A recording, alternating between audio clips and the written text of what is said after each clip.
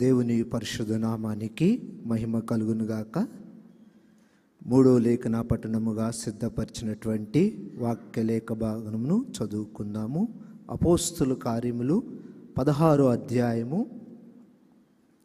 30వ వచనం నుంచి 32వ వచనం వరకు చదువుకుందాము.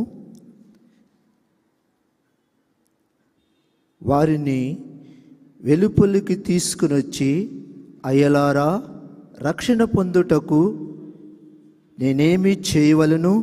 అందుకు వారు, ప్రభు అయిన యేసునందు విశ్వాసముంచుము, అప్పుడు నీవును నీ ఇంటి వారందరూ రక్షణ పొందుదురని చెప్పి అతనికిని అతని ఇంటినున్న వారి అందరికిని దేవుని వాక్యమును బోధించిరి.